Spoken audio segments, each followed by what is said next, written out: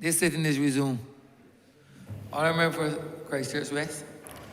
Thank you very much, Mr. Speaker, for giving me an opportunity to enter into this debate. First, let me congratulate the member for Christchurch East Central, who led the debate and did a wonderful job in explaining to the people of Barbados not only what the experience of the original Boss Bond has been, but also what the expectation of the Boss Bond Plus is expected to be. And first, let me say I fully support this, and I believe with good reason. And let me see if I can explain why I give this unconditional support to this current matter before the House. First, let me say, Mr. Speaker, that this is a money management exercise. And it is unfortunate that many of our people don't fully appreciate and understand money management. Partly because all of these years, it was not financial literacy, as we now call it, was not appropriately taught in the school system.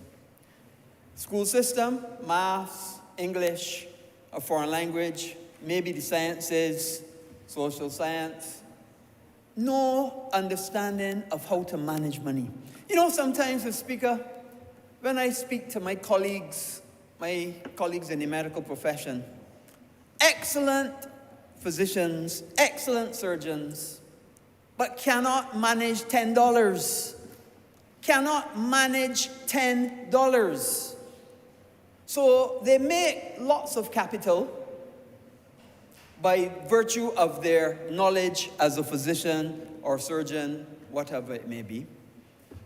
Do not understand how to invest that money, to be able to take that $10 and make it $15, $20, or $2,500. Because they were never taught it. And their parents were never taught it. Half of the time, their parents are civil servants, people who work for a salary day in, day out, paid their bills, put money in the bank, and look at a bank balance and thought that they were doing well. But that is not how money management works, Mr. Speaker. And you, as a very learned attorney, understand better than the average person how money management works. We say your money must work for you. So what does that mean? That means building capital by your profession, spending, not too much, spending a little bit of that to make ends meet, not living ostentatiously, but living at a reasonable standard, and taking the vast majority of that and putting it to work for you. Now, I know for a fact that is not happening in Barbados. How do I know that that's a fact? If people were putting their money to work for them in Barbados, Mr. Speaker, there would not be $3.5 billion in the banking system in Barbados. Let me hear that again. Let me tell you that. There is $3.5 billion. 3,500,000 million dollars then. $3,500 million in the banking system in Barbados. And if people had understood financial management, understood financial literacy, that money would not be there. You know why that money would not be there, Mr. Speaker?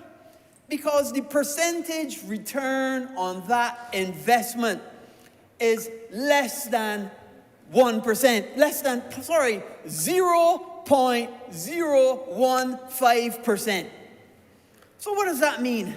That means, Mr. Speaker, for every $10,000 that you have in the bank, and there are people that have $10,000 and more, for every $10,000 somebody has in the bank in Barbados today, after 12 months, after 365 days of that money sitting on there, you know how much money you can get? $15. $15 for $10,000. And then if they take out the fees, But you ain't getting none. You got 9,900 or something now. Because the take out the fees and that money gone down, not gone up. So obviously, there is money there that can be invested. And what we are saying to the people of Barbados through this instrument called Boss Plus, which first started for civil servants, and the civil servants went in to the tune of millions of dollars and are benefiting and still benefiting. I was one of those beneficiaries, and I benefited significantly from it. In the same way that the civil servants were able to benefit, we are now saying to the people of Barbados, you get a chance to benefit. Don't wait for the $15 from the commercial banks. Take that same 10,000 and get 4.5%, not 0.15, 4.5. What does that mean? That means for the same $10,000, rather than waiting for $15 after a year, $450 when the year comes. And by the way, you get it every 6 months. So you get something like $225 and $225, so you get something in advance. That's what I'm talking about. That is simple financial management. Unfortunately, in our country, there are not a lot of investment vehicles. They're not. And that is sad, and I really hoped that when the Barbados Stock Exchange came on board, that it would have provided more investment vehicles. But investment vehicles in Barbados, small. The average person, what are they going to do? They're going to bill on a little something on the house and try to rent out an apartment. Those that go a little higher say, okay, we do a little better than just putting on some in the house to rent out an apartment. We can buy a house and use that as a rental income and do that. Those that go a little higher say, okay, we gone past just a single house. We can do a 4-apartment block, and we can do that. Those that go a little higher say, okay, we gone past that. We can buy some land. We can divide it into lots. We can either sell the lots, or we can do a development as houses, and we can invest that way. Those that go a little higher say, okay, we ain't going to do that. We can do a bigger development, and we can have a condo complex. And we can sell some of those, and we can rent some of those, and that's the revenue that we can get. These are the kinds of investments that are available to people in Barbados who otherwise don't have a profession and who don't want to take the risk of having a business. Because business, even although it can be better, the risk and the management requirement is higher. Because property gives what you call passive income, whereas business is active income. Business means like a gas station, you actually got to be there.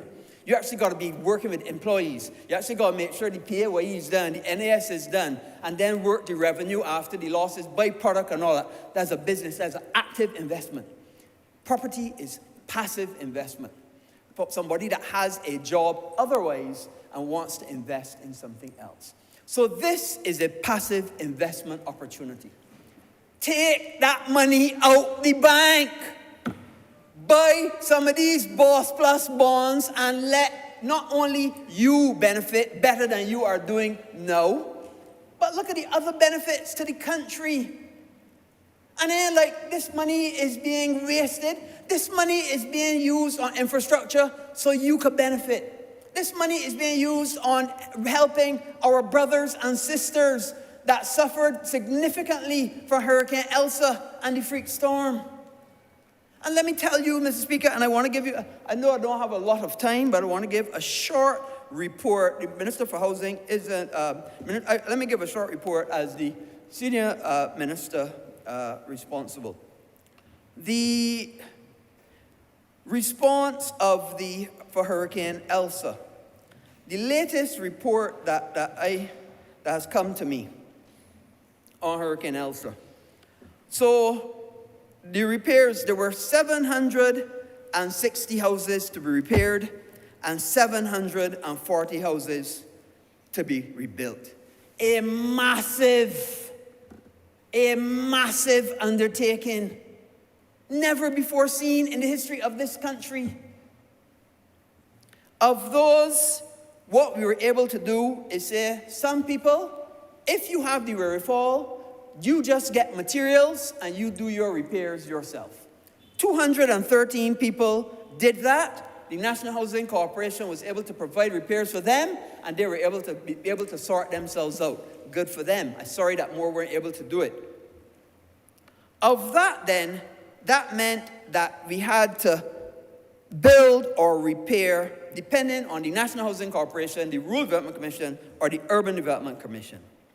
Of those, the total, structures that have been completed, repairs, 384 have been completed, repairs. Rebuilds, completed, 105, 330 are in progress for rebuilds, and 217 are still in progress for repairs. We still have another 140 repairs to be mobilized and 143 rebuilds. So it has not been perfect, but I want to draw your attention to what happened in Puerto Rico, Mr. Speaker. In Puerto Rico, when they had the hurricane there, you imagine, Mr. Speaker, 6-7 years on, they're still working on repairs and rebuilds. They're still working on them. 6 years. And this is our 1 year, and we have completed almost half. And we're on track to get as many done as possible. Has it been perfect? By no stretch of the imagination. Have the National Housing Corporation, the Rural Development Commission, the Urban Development Commission, and the minister responsible for housing done their best, above and beyond their best? And they continue to do it. So we're going to continue. Funds have not been coming as fast as we would like. That's part of the problem. That's why we have this, BOSS Plus, to help us. We also have the catastrophe fund. We will soon be coming back to be able to access that, to get funds, to replenish, to get these things done. Get infrastructure done. Get people working again.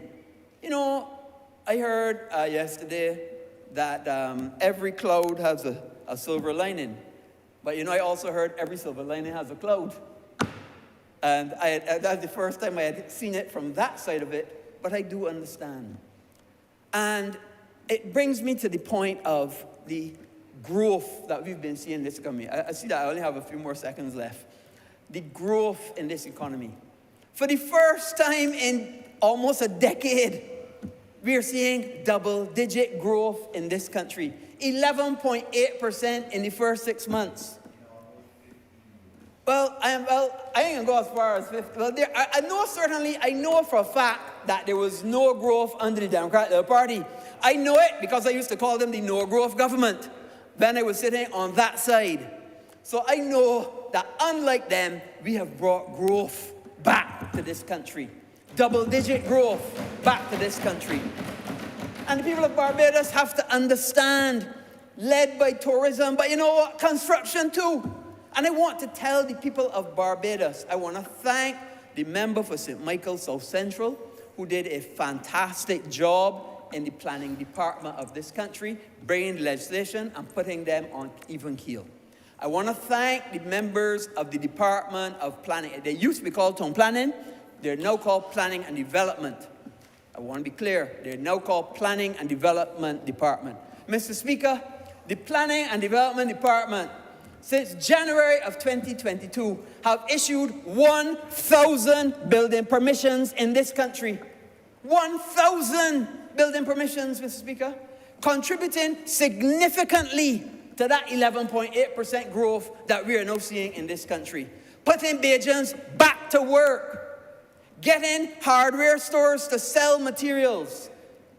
Getting the construction transport system working to pull sand, to drop cement, to get blocks. So that this economy is moving. And we have to continue to keep it moving. We have to maintain it and sustain it. And we can sustain it through construction.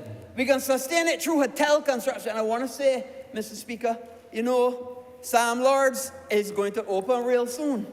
Sam Lords is going to be 422 rooms. Sam Lords is going to first have 350 people employed, moving up to 1,000 people employed. And we have worked hard on getting Sam Lords to where it is. And I know certain members have been visiting Sam Lords without letting me know, but I understand, it's okay. But let me tell you, we have worked hard on getting Sam Lords going. And we're going to push, and I'm pushing hard to get that finished by December of this year, the year of our Lord. And once we get Sam Lords done, Once I get doing another, with the Prime Minister's blessings, we hoping to get her to do another opening of another hotel called Indigo, which was where Caribbean was. Get that one going. Get construction firing on all cylinders, and sustain development in this country, and sustain employment in this country, and give people employment not for during the construction, but give people employment for after the construction. And this is what we need to do, and this is why we need people to get out there, take that money out and invest it so that we can continue to build out this country. Let us build this country together, because together we stand and divided we fall. Mr. Speaker, I'm obliged. Honourable Member for St. Peter. Thank you very much, Mr. Speaker. I shall not detain the House very long, but I thought it necessary to intervene at this point to support the Barbados Optional Savings Bonds Plus Offer to Public Bill 2022. And I thought I needed to share a few thoughts and remind us of a few things, because at the end of the day, when I look at what is happening in this country, and when I compare it to what is happening across the globe, I come to the view that this government is taking care of Barbados, and this government is taking care of Barbadians. I say that, Mr. Speaker, very well aware that I speak as a politician, and I speak as a member of Parliament. I speak as a representative for the people of St. Peter. And I am aware, because I'm not that naive, I am aware that what I say will be taken as coming from a political perspective. It will not be seen as absolutely objective. But I believe that the facts speak almost for themselves. And I just want to remind us that, first, as a government, while we are in the midst of a pandemic, we have never totally blamed the pandemic for what is going on in our country. As a matter of fact, Mr. Speaker, the reason why I, from time to time, come back to the pandemic is because as we move to the climax of celebrating St. Peter's Month and regathering, that Friday afternoon, the 28th day of February, was a leap year, so the 28th was the penultimate day of the month. It was at the renaming ceremony in Spitestown, when we renamed the road, what we used to call the bypass road, and we renamed it in honor of one of your predecessors, Sir Kenmore Nathaniel Ricestone Husbands, Doc Husbands, and we renamed the highway after him. I remember as we gathered around the sign and started to chat, the Prime Minister making a statement to the Attorney General, asking him if he was ready to go down to Harrison's Point. And so the connection with me and Spitestown has always remained, because it was on that day, it appears to me, that the decision to construct Harrison's Point and the medical facility was made. And so we have a government that, in the face of a pandemic, because this is on the 28th of February, this is not the end of March, this is the 28th of February, we have a government that proactively makes a decision to spend money, to spend millions of dollars to make sure that whatever was coming, Barbados and Barbadians would be protected. We didn't do it having a lot of money. But this government is intent on doing good by and taking care of the people of this country. And so without a lot of resources, we constructed Harrison's Point. determined that we would do all we could to keep COVID out of our only hospital. You know, in New York, when their healthcare system was overrun by COVID cases, they were able to bring a hospital ship into the harbor and use the hospital ship. Small island states like Barbados don't have that luxury. Well, it used to be the HMBS, but the Leonard Banfield, I'm not sure how many critical care beds that can hold. I am told it can only hold enough beds for the crew that is on it. We don't have the luxury that some others have. But this government, in its astute stewardship of the people's money, decided that we had to look after the people. We had to look out for the health of the people, and so we had Harrison's Point. And we were able to maintain vital services so that our healthcare system did not fail. As a matter of fact, we did not get to the point of where many larger countries had gotten, where you couldn't get healthcare, where people were falling down in the street outside of a hospital because there was no more room in the hospital. We never got to the point where we ran out of ventilators. We never got to the point where we ran out of oxygen. Mr. Speaker, I, while a politician, believe that the facts are there. The facts speak to a reality that says to me, and I know it says to quite a number of persons, because the response of the public in January of this year says to me that people understand that in spite of and in face of the challenging times, this government has been a faithful steward of the funds of the people, the taxpayers of this country. We maintained health care. We maintained education. We did not pull back from education free at the point of delivery. We continued as a country to make sure that our young people, the young people of this nation, would be educated in spite of the circumstances. We were able to maintain our public security, and we know that public security all across the world is not judged by the absence of crime, because I do not know of a country where there is an absence of crime.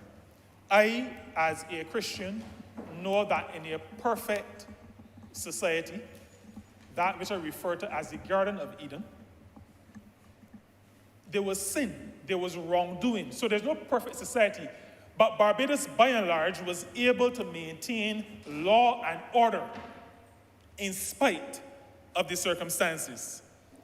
We were able, in the face of the shutdown of the tourism industry, effective shutdown of the industry, we were able to maintain a certain level of employment, both by public engagement, beautifying, being school monitors, working with the healthcare system.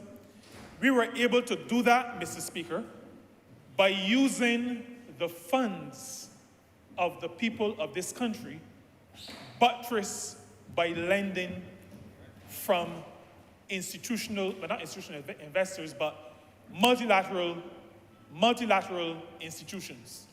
So, Mr. Speaker, I'm saying that this government has a track record of the proper use of the funds of the people of this country. You know, we started the journey in the Lloyd Erskine 91st Center, and whenever I think about it, I'm still a bit amazed. We announced to the world that we were defaulting. That is not something that people like to hear at all. Investors don't like to hear that. But just a couple of hours after we made that announcement, the head of the International Monetary Fund issued a statement supporting Barbados.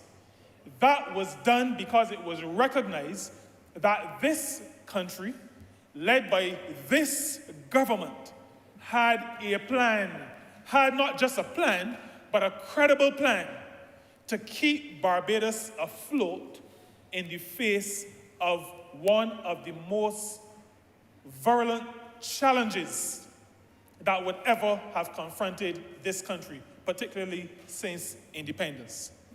And so we were able, in spite of the challenges, to maintain our focus, to stay the course. And that is because this government takes care of Barbados. This government takes care of Barbadians. And so when the BOSS program was first introduced, it was introduced to do a number of things. It was introduced because government, on behalf of the people, needed to be able to keep this country going. The multilateral lenders have significant confidence in us, but we also believe that we have a responsibility to allow Barbadians, to allow ordinary people, to allow the people in Spike, Summer, Boscobel, and Black Basin, all through Milan Quarter, to have the opportunity to invest in the success of the country, to be partners in the success. You know, we speak, and as Minister of Labour, we speak sometimes to private sector business operators, private sector owners of businesses. And we say to them, one of the best ways of ensuring that your workers feel a part of your organization is to allow them a stake in the ownership of the organization. We say that all the time because it is a theory that has been proven to work. There is absolutely no reason, Mr. Speaker, why ordinary Barbadians, when we ask them to be participant in the ownership of the businesses where they work, why we should not also give them the opportunity to be participant in the development of the country that has given to them and to us all that we have. And that is the thinking, that is the philosophy behind how this government operates as it seeks to lead, as it seeks to look after, as it seeks to take care of Barbados and Barbadians. Boss bonds, Mr. Speaker, have an attractive rate of return. I'm not going to spend time on that. But just to say to the people of Barbados, like I say to the people of St. Peter, I say to the people of Barbados generally, we have a number of things to do. We have to maintain jobs. We have to maintain social services, education, public security, healthcare. These are things that we have to maintain. And we believe that the best way of maintaining these things is not to lean only on multilateral lenders, the World Banks and the IMFs and the IDBs of this world, but we believe that the people of this country, we know they have the interests of the country at heart. We know that some of them, quite a number of them, have savings in the bank not earning very much. And we believe that they can be participant in this venture. We believe that they can be participant in making sure that this country remains viable, that this country continues to move forward, and that we continue to take care of it and take care of the people who live here. We will continue, Mr. Speaker, as I close, to be proactive.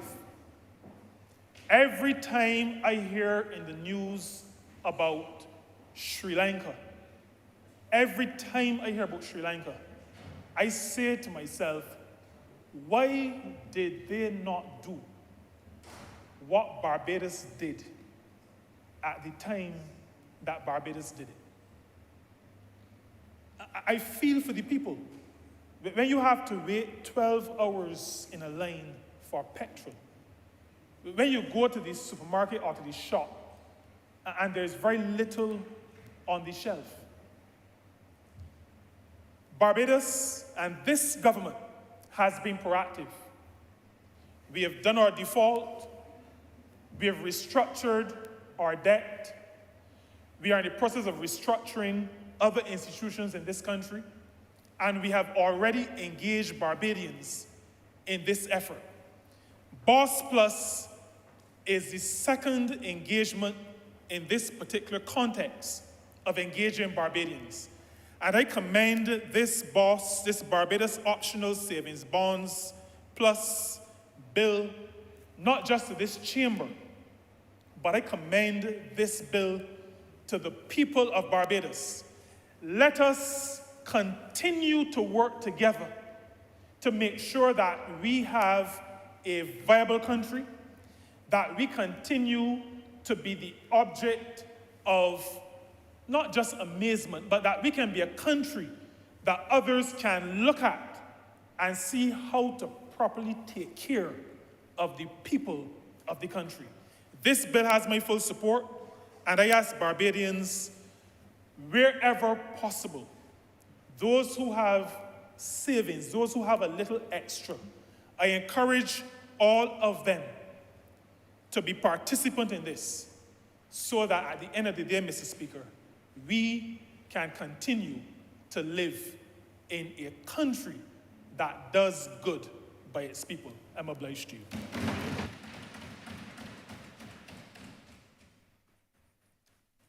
Honourable Member for Christchurch East Central. Thank you so very much, Mr. Speaker, and I want to thank honourable members for their contribution.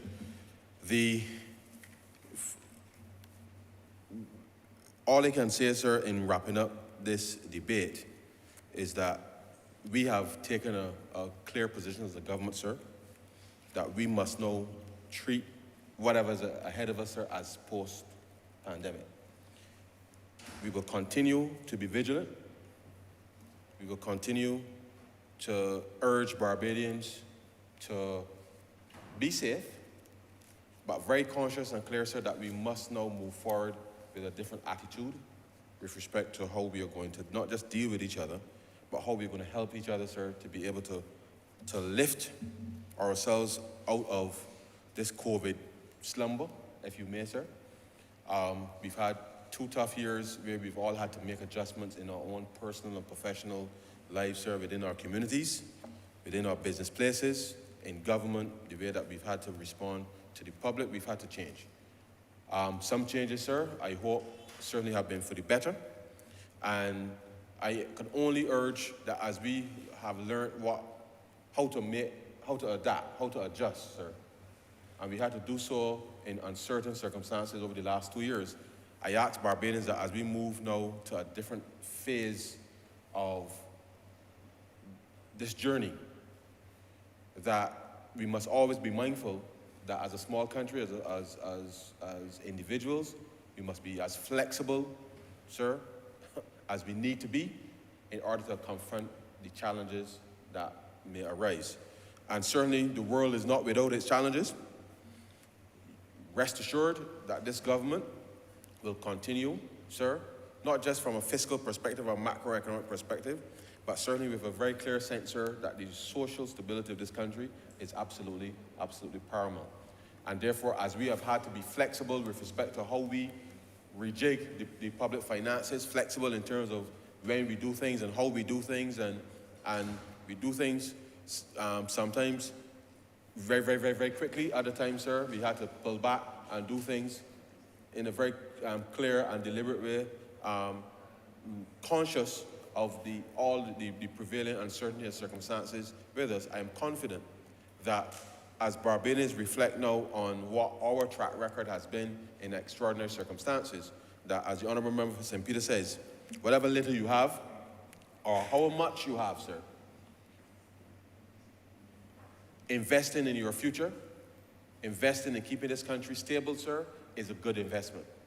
And therefore, this government, with respect to our strong social and economic policy mandate, will continue to do that which we know we must do, sir, in a responsible way.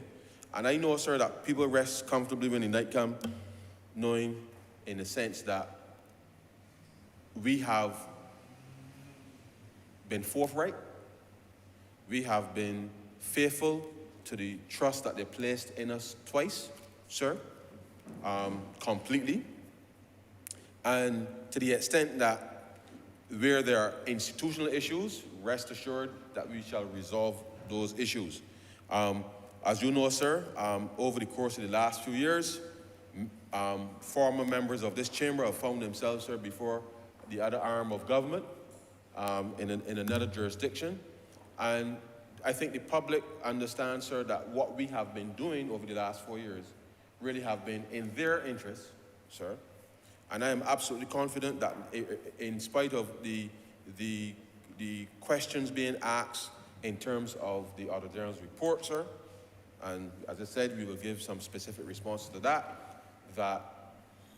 within the context of this particular administration, sir, I am confident that that shall not repeat itself. And therefore, whilst I hate having to say it, we have to remind people, sir, that we came to office in very extraordinary circumstances. We have conducted ourselves, sir, above reproach. And the extent to which there are issues within the context of the Auditor General's report, sir, those are institutional issues which we have already committed ourselves to resolving. And therefore, I say that notwithstanding the current configuration of the chamber and what that portends, sir, for the PAC and all of that. But having said that, I'm sure we will find a reasonable solution to address that. But in spite of that particular hurdle, if you like, sir, at the moment, I believe the public can rest comfortably, reasonably comfortably, knowing that myself, the Honourable Prime Minister, and the rest of us here are conducting ourselves in the way that Barbadians ought to conduct themselves when the public has placed their trust in us to be able to be stewards, good stewards, sir, of the public purse, and that the decisions that we've taken, sir, have been decisions that are in the interest of the country. And I like how the Honourable Member for St. Peter said that this government has been responding to Barbados, and this government has been responding to Barbadians in the context of how we've been able to manage. And in short, in economic jargon, so you can't have the macro without the micro. And therefore, from our perspective, those two things must always meet in the middle, sir, because as good as things may look at the top, at the bottom, with respect to where things now have to be added up to get to the top, I am confident that we've done our utmost best to be able to bridge the two. And so, sir, with those few words, I will beg to move that this bill be read a second time. Question that the bill be read a second time. All those honourable members in favour, please say aye. Those against, please say no. We think the ayes have it. Mr. Speaker, I beg to move that you do not leave the chair and the House resolve itself into committee for further consideration of this bill. The question is that the Speaker do not leave the chair and the House resolve itself into committee for further consideration of this bill. All those honourable members in favour, please say aye. Those against, please say no. We think the ayes have it.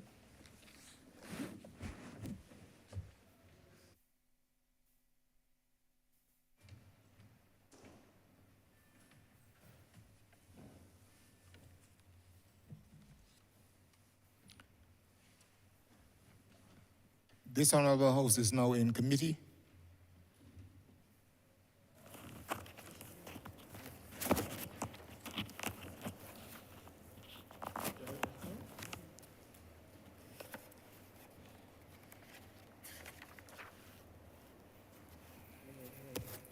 Mr. Chairman, we're going to take it in groups of 5. Clauses 1 to 5.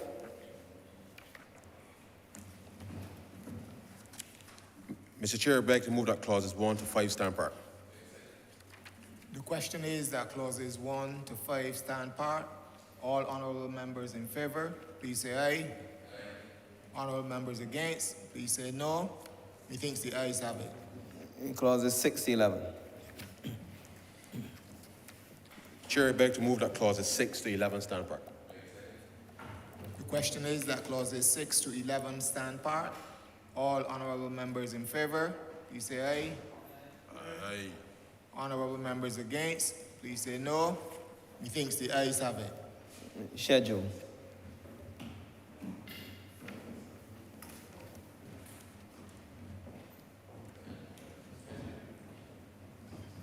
Schedule.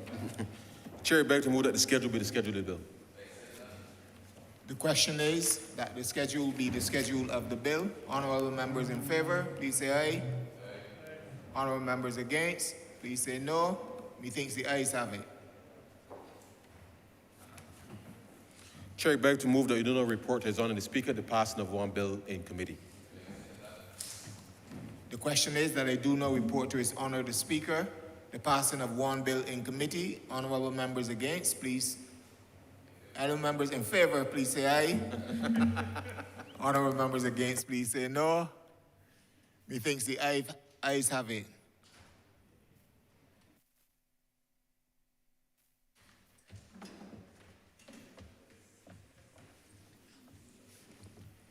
Chairman of committees is reporting the passing of one bill in committee.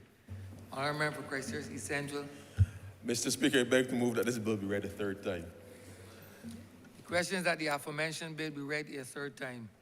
All those honourable members in favour, please say aye. Those against, please say no. We think the ayes have it. Mr. Speaker, I beg to move that this bill be now passed and cited as the Barbados Optional Savings Bonds Plus offer to the public Act 2022. The question is that the aforementioned bill be passed and so cited. All those honourable members in favour, please say aye. Those against, please say no. We think the ayes have it. This bill is passed and so cited.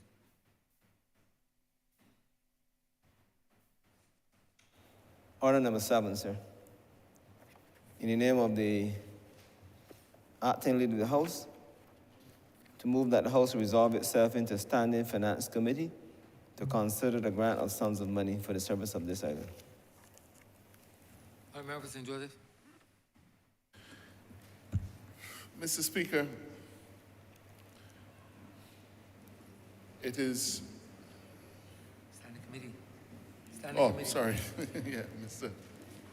Beg to move that this House, that you do not leave the chair and that this House resolve itself into standing finance committee. The question is that the Speaker do not leave the chair and the House resolve into standing finance committee. All those honourable members in favour, please say aye.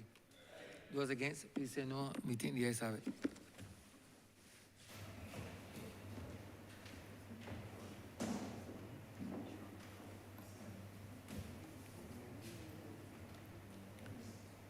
This House is now in standing finance committee. Mr. Chairman, in the name of the Honourable Acting Leader of the House, to move the passing of a resolution to grant the sum of $7,166,181 from the Consolidated Fund and to place it at the disposal of the government to supplement the estimates 2022 to 2023 as shown in the supplementary estimates number 1, 2022 to 2023, which form the schedule to the resolution. Head 15, Cabinet Office, in the amount of $7,166,181. Mr. Chairman, we are still in the grip of a global pandemic. And I think that we've spent so much time, the boss bonds, we spoke about how we managed to make our way safely thus far through the pandemic. We talked about pandemic relief, pandemic response. We've put a large amount of resources into helping Barbadians to keep their head above water at this difficult time. But Mr. Speaker, since we shut down Barbados and imposed a state of emergency in March of 2020, there have been those largely unsung heroes who have labored night and day in the most difficult of circumstances to help us weather this particular storm. Mr. Speaker, I'm sure we all remember when we came to the country and said that we can confirm that Barbados had had its first COVID case. There was such a panic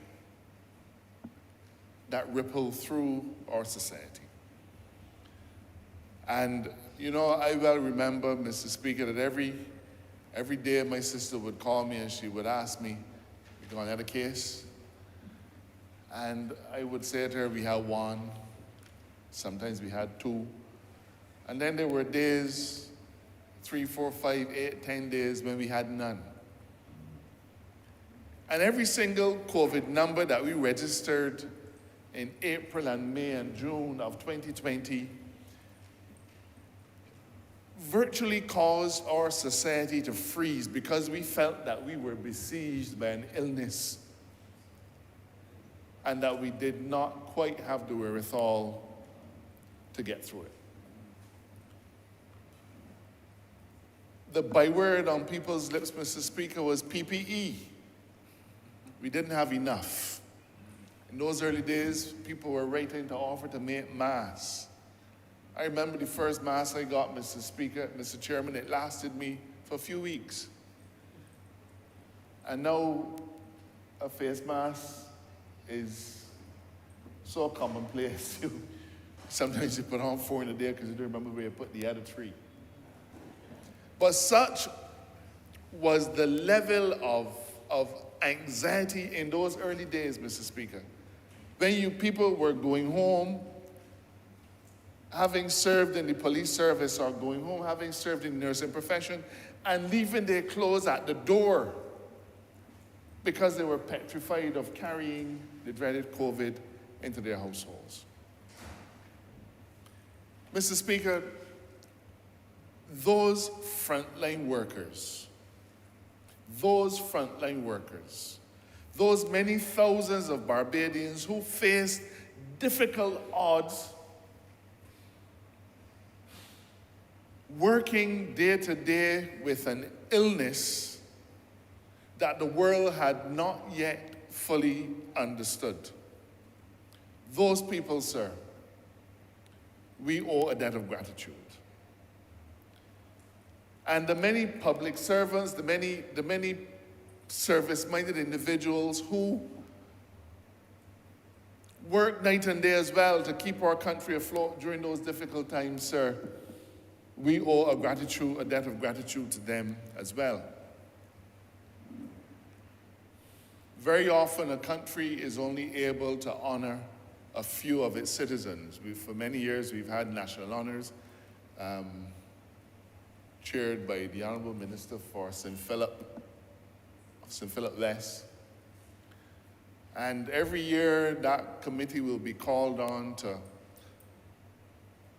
examine a few Barbadians and to bestow our highest honors on them. And in any given year, we probably might do 30, 40 people and recognize them for being outstanding Barbadians. But we are here today, Mr. Speaker, requesting a supplementary so that we can recognize not 2 or 3 or 4, but the many thousands of Barbadians who put their shoulders to the wheel to make sure that we could weather this storm. The country recollects that in April of this year, we hosted what we call the Humanitarian Awards.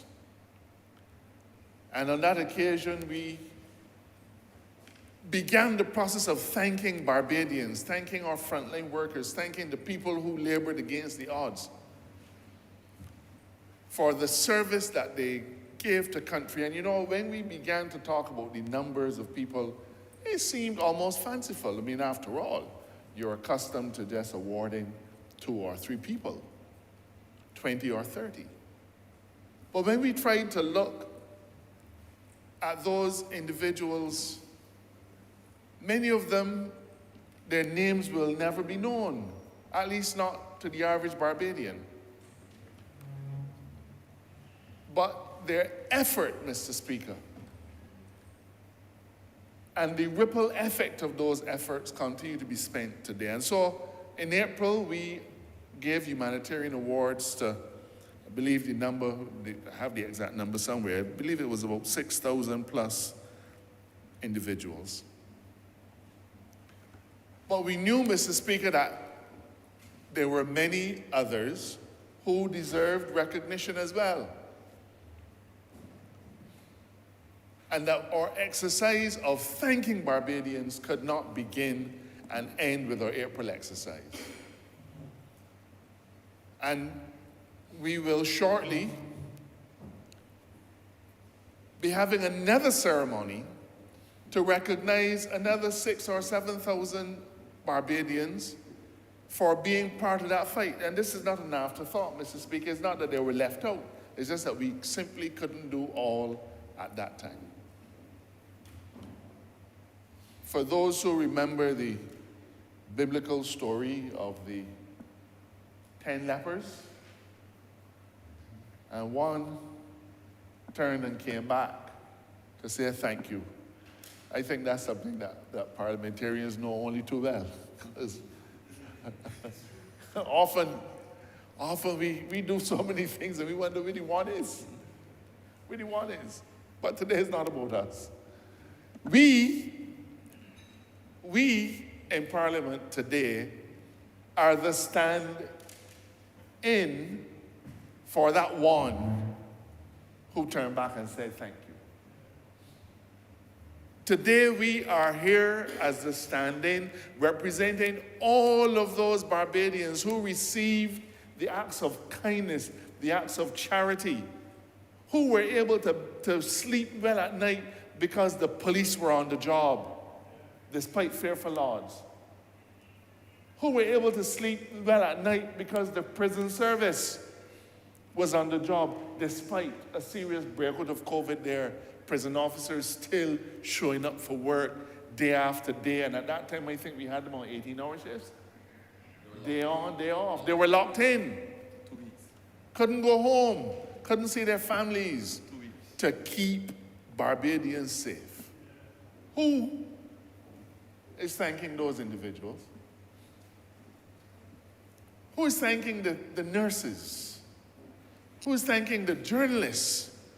Who is thanking the supermarket workers, Mr. Speaker, who had to be at work from early and leave late, couldn't deal with their own matters because there were lines outside their establishment with hundreds of Barbadians.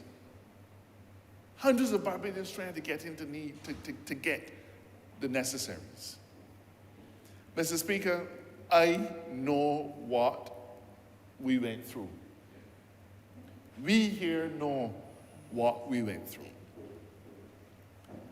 And all of Barbados owes a tremendous debt of gratitude to those frontline workers. Now, there are some frontline workers who may not have been engaged from day one, but they still devoted much of their time and effort over an extended period of time to make sure, Mr. Chairman, that our country had a chance. They will largely be nameless,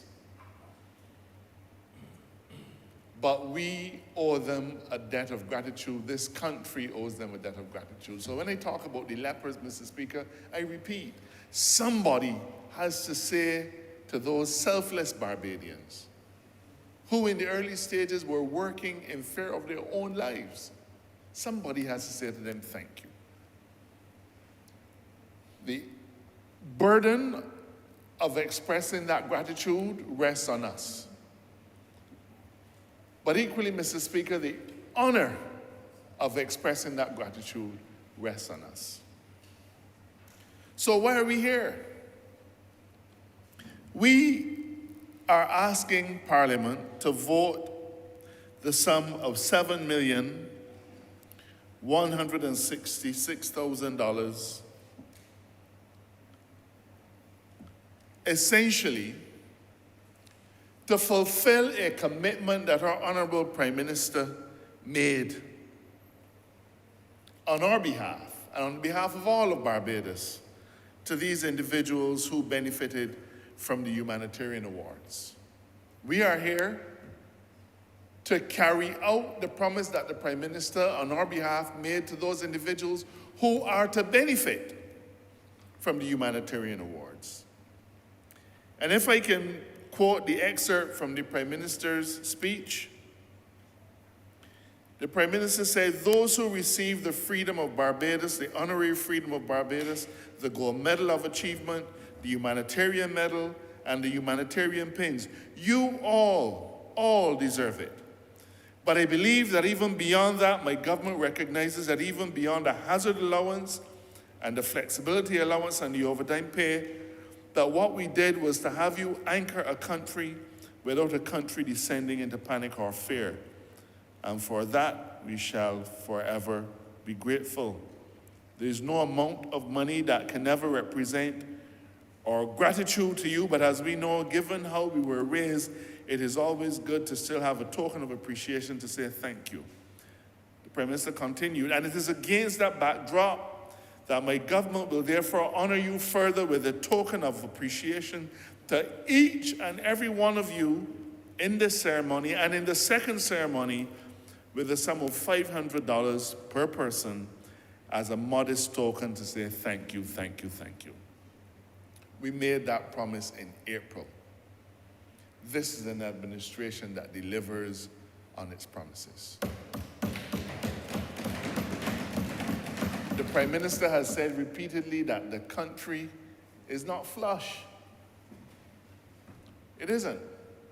We have challenges. We have challenges. But I, for one, Mr. Speaker, am prepared to give up some small benefit. And I know that each of you in this chamber is prepared to give up some small benefit in our ministries, in our departments, to make sure that we have adequate funds allocated to be able to realize this promise from the Prime Minister made on behalf of a grateful nation. So, Mr. Speaker, that is what this is about. This $7 million plus is to enable us to give each of the awardees that ex gratia payment of $500 each. And naturally, the people who are receiving the humanitarian awards in the second set of awards, they too will receive that $500 each. I don't know, Mr. Speaker, that there's much more that need be said. This payment, it may not seem like a lot, but it is given to individuals from the bottom of our heart. We wish it could be more, but it is a token. And for those of you who will be saying, well, I'm a public servant, I work as a police officer, and when I get this $500 now, the tax man, and you start to imagine, no, there'll be no tax man. Because the Minister of Finance, the minister in the Ministry of Finance, has already signaled his intention to exempt this payment from any taxes whatsoever, pursuant to his powers under the duties, taxes, and other, I think it's called the Duties, Taxes, and Other Payments Exemption Act. And that has already been settled by Cabinet. has already been determined, and before these payments are made, the appropriate order will be signed by the minister. So those of you who are in the public service who will start worrying, oh there, this is not any money that you are getting by virtue of your work. It is money that you are getting by virtue of your sacrifice.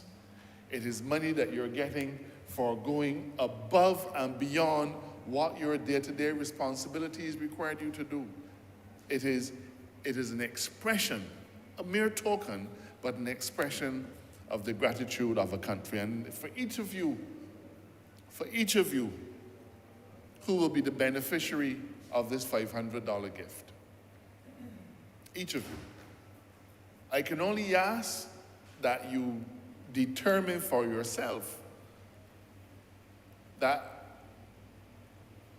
whatever you do in Barbados will be done with the same measure of commitment, the same measure of devotion and sacrifice that you exhibited during the worst of the COVID times. COVID is not yet gone from us. It may never go from us. We have to begin the discussion of how we transition away from the arrangements. You will know that bit by bit by bit, we have been relaxing some of the strictures because it is important to us that Barbados gets back to normal. But COVID will still be here. And I ask that the rest of Barbados takes from the example set by these distinguished, humble Bajans who received the humanitarian award, take from those individuals a spirit of commitment and devotion to our country. Mr. Speaker, it is not a lot of money. It is not a lot of money, but it is given, Mr. Speaker, Mr. Chairman, with the most profound gratitude that this Parliament could ever exhibit. I beg to move that head, which head is it? Head 15, stand part. The question is that head 15 stand part. All honourable members in favour, please say aye. All members against, please say no. Methinks the ayes have it. Mr. Chairman, I beg that you do now report to His Honour the Speaker the passing of one resolution in Standing Committee of Finance. The question is that I do now report to His Honour the Speaker the passing of one money resolution in Standing Finance Committee. Honourable members in favour, please say aye. Honourable members against, please say no. Methinks the ayes have it.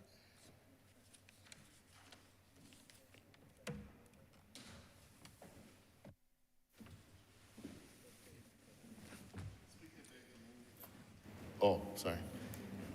The chairman of the Standing Finance Committee has reported the passing of one money resolution in committee. Speaker, beg to move that this resolution be read a first time. Question is that the aforementioned resolution be read a first time. All those honourable members in favour, please say aye. Those against, please say no. We think the ayes have it. Mr. Speaker, I beg to move this resolution be read a second time. The question is that the aforementioned resolution be read a second time. All those honourable members in favour, please say aye. Those against, please say no. We think the ayes have it. Mr. Speaker, I beg to move this resolution be now agreed to. Question is that the aforementioned resolution be now agreed to. All those honourable members in favour, please say aye. Those against, please say no. We think the ayes have it. This resolution stands passed. Recommended, sir, of papers. Honourable member for Christchurch East Central. Mr. Speaker, I am commanded to lay the Barbados Fiscal Framework 2023-24 to 2025-2026. Recommended of government notices. Honourable member for Christchurch East Central. Mr. Speaker, I am commanded to give notice of the resolution that the Barbados Fiscal Framework 2023-24 to to 25-26 be debated in Parliament. Revert to government business, sir. Honourable St. Joseph. Mr. Speaker, we've come to the end of today's sitting, and I therefore beg that we do now adjourn until the 13th of September.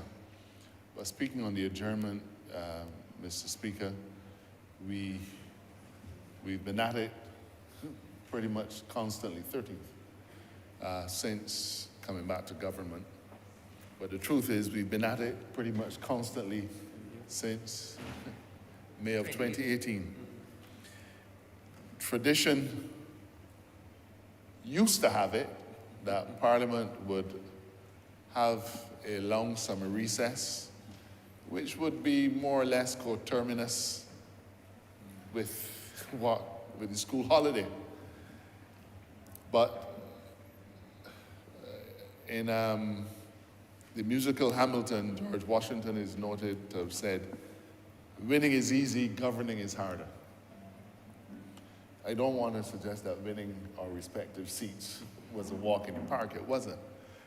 But I do want to acknowledge the fact, sir, that the day-to-day responsibility of government is such that a lot of those traditions, a lot of those conventions have had to take back seat to the awesome responsibility that we hold to take care of Barbados. But we've not done it alone, Mr. Speaker.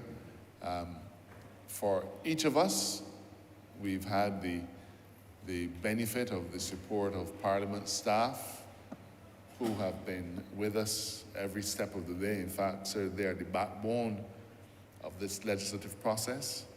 And then, of course, we have all of the other supporting mechanisms, Cabinet Office and its staff, the individuals who take care of our day-to-day needs, our caterers, the police officers who stand solidly on their duty to make sure that we are safe in this environment. We'll see them again in another 5 weeks, but I wish everyone, Mr. Speaker, respite. I don't say rest. I wish everyone a respite from these particular labors, and I want to thank all of them for their hard work. Mr. Speaker, I want to thank you for your overabundant patience, and I promise you that when we resume, having taken a short break, that we will not burden you overly after we resume. I'm making a promise on behalf of all of us. Mr. Speaker, therefore, thank you all for your service and your generosity of spirit. I want to wish everyone a much needed rest and ask for you to come back re-energized and stay focused, because there's still a lot of work to be done. I think with God's blessing, we shall be able to come back here renewed, with renewed enthusiasm and vigor. I also want to commend the entire staff of Parliament and all the ancillary services for rendering to us the services that we do need in order to make this Parliament vital, important, and for the people of this country. I wish you all well. This House, the question is that this House be adjourned until the 13th day of September 2022 at 10 a.m. in the forenoon. All those honourable members in favour, please say aye. Those against, please say no. Meeting the ayes have it. This honourable chamber stands adjourned until Tuesday, the 13th day of September 2022 at 10 a.m. in the forenoon.